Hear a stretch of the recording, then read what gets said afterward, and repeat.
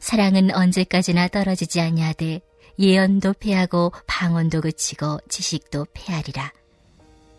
우리는 부분적으로 알고 부분적으로 예언하니 온전한 것이 올 때에는 부분적으로 하던 것이 패하리라.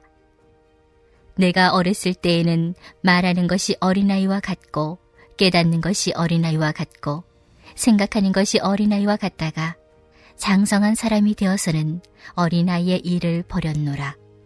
우리가 지금은 거울로 보는 것 같이 희미하나 그때에는 얼굴과 얼굴을 대하여 볼 것이요 지금은 내가 부분적으로 아나 그때에는 주께서 나를 아신 것 같이 내가 온전히 알리라. 그런즉 믿음, 소망, 사랑 이 세 가지는 항상 있을 것인데 그 중에 제일은 사랑이라. 사랑하는 성도 여러분, 오늘도 새벽을 깨우며 하나님 앞에 나오신 여러분을 축복합니다. 사랑이라는 말은 우리에게 참 익숙한 말입니다. 우리는 가정에서도 사랑을 말하고 관계 속에서도 사랑을 말하고 노래와 드라마와 광고 속에서도 사랑을 말합니다. 그런데 이상하게도 사랑이라는 말이 많아질수록 그 사랑이 무엇인지 더 헷갈릴 때가 있습니다. 오늘 우리가 살아가는 사회에서 사랑은 자주 감정의 언어가 됩니다. 나를 설레게 하고 만족시켜주고 인정해주는 것을 사랑이라고 느낄 때가 많습니다. 그러나 사랑이 거기에만 머물면 오래 견디지 못합니다. 감정이 식고 관계가 불편해지고 손해가 생기면 쉽게 뒤로 물러납니다. 어쩌면 오늘 우리 삶 속에서 사랑은 아름다운 말로 남아있지만 실제 살아가면서 효율과 감정과 손익계산 앞에서 자주 변합니다. 그런데 이 문제는 세상에만 있는 것이 아닙니다. 교회 안에서도 우리는 사랑이라는 말을 참 많이 사용합니다. 사랑합니다. 축복합니다. 하나님은 사랑이십니다. 서로 사랑합시다. 참 귀한 말들입니다. 그러나 이 말들에 너무 익숙해지다 보니 때로는 삶을 움직이는 말이 아니라 예배당 안에서 오가는 종교적 인사말처럼 들릴 때가 있습니다. 우리는 사랑한다고 말하지만 정작 불편한 사람은 피할 때도 많습니다.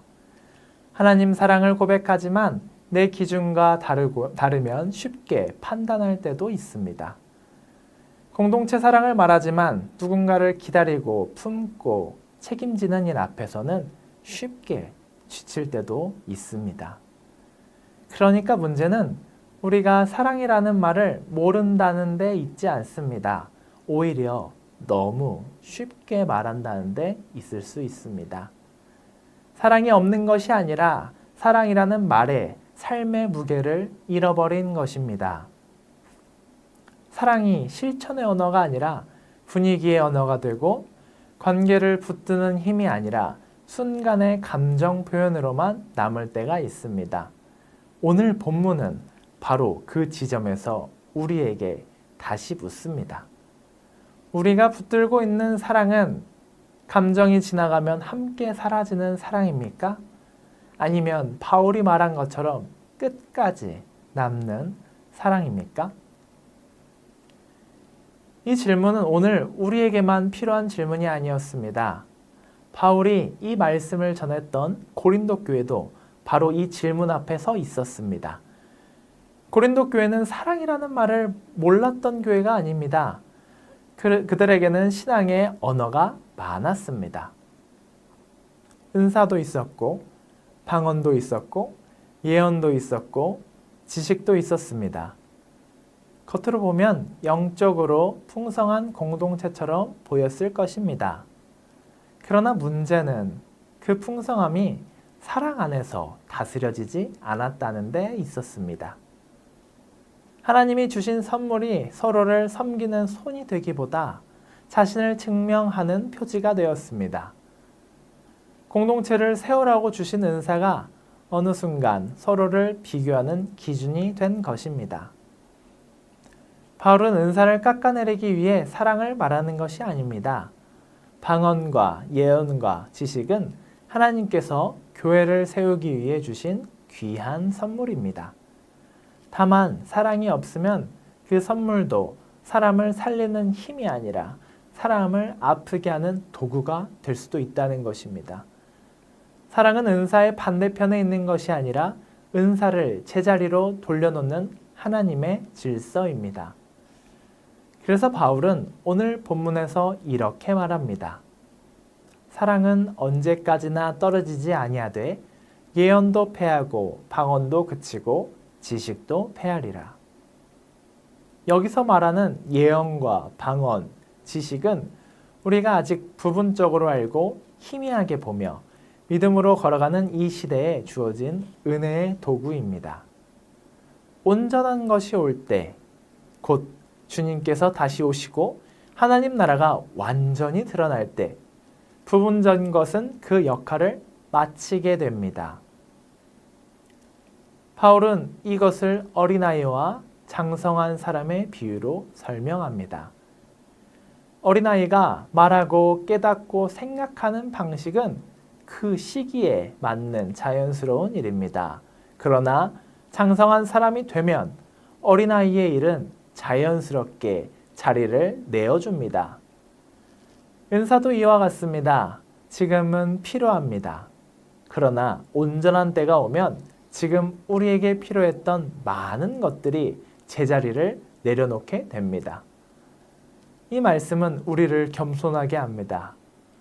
우리가 부분만 본다는 사실을 잊을 때 지식은 쉽게 판단하는 도구가 됩니다. 우리가 희미하게 본다는 사실을 잊을 때 은사는 쉽게 자랑이 됩니다. 내가 다 안다고 생각하면 기다리지 못합니다. 내 판단이 전부라고 믿으면 상대를 쉽게 정리해버립니다. 하지만 사랑이 있으면 은사는 섬김이 됩니다. 사랑이 있으면 지식을, 사람을 세웁니다.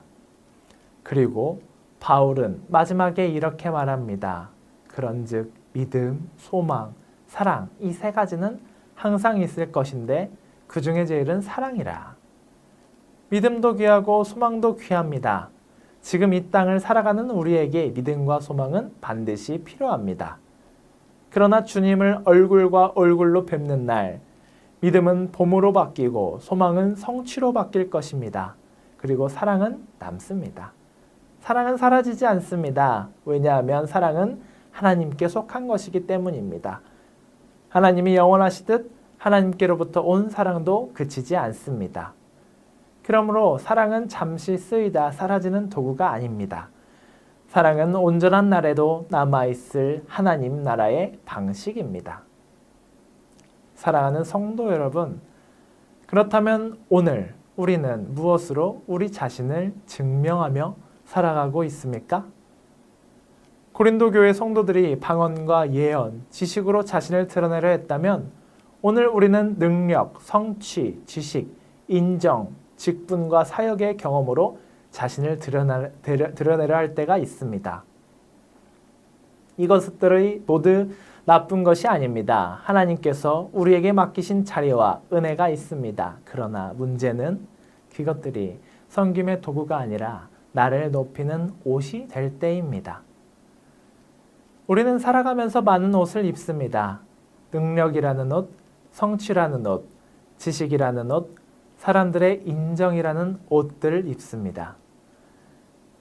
교회 안에서도 신앙 연차라는 옷, 직분이라는 옷, 사역 경험이라는 옷을 입습니다. 물론 그 옷들이 필요할 때가 있습니다. 그러나 바울은 오늘 우리에게 말합니다. 그 옷이 영원합니까? 그 옷이 주님 앞에서도 마지막까지 남습니까? 온전한 것이 올 때 우리가 자랑하던 많은 옷들은 벗겨질 것입니다. 내가 많이 안다고 생각했던 것도 부분이었음이 드러나고 내가 옳다고 확신했던 판단도 희미한 거울 속에서 본 것처럼 희미해질 것임을 알게 될 것입니다. 내가 붙잡고 있던 능력과 자리와 인정도 언젠가는 곧 내려놓게 될 것입니다. 그러므로 신앙의 성숙은 더 화려한 옷을 입는 것이 아닙니다. 신앙의 성숙은 마지막까지 남을 옷이 무엇인지를 알아보는 것입니다. 바울은 그것이 사랑이라고 말합니다. 사랑은 나를 증명하기 위한 옷이 아니라 다른 사람을 살리기 위해 입는 옷입니다. 사랑은 내가 가진 지식과 은사와 열심이 사람을 찌르지 않고 섬기게 만드는 옷입니다. 결국 오늘 말씀은 우리에게 묻습니다. 무엇이 사라지고 무엇이 남습니까? 우리가 가진 능력도 쌓아온 지식도 맡았던 자리와 역할도 언젠가는 내려놓게 될 것입니다. 사람들의 인정도 시간이 지나면 희미해집니다. 이 땅에서 우리를 크게 보이게 했던 많은 것들이 온전한 주님 앞에서는 더 이상 우리를 증명해 주지 못할 것입니다. 그러나 사랑은 남습니다. 하나님께 받은 사랑, 그리고 그 사랑으로 누군가를 품고 섬기고 기다렸던 삶은 사라지지 않습니다. 그러므로 오늘 우리에게 필요한 것은 바로 사랑입니다. 말로만 고백되는 사랑이 아니라 관계 안에서 견디는 사랑입니다.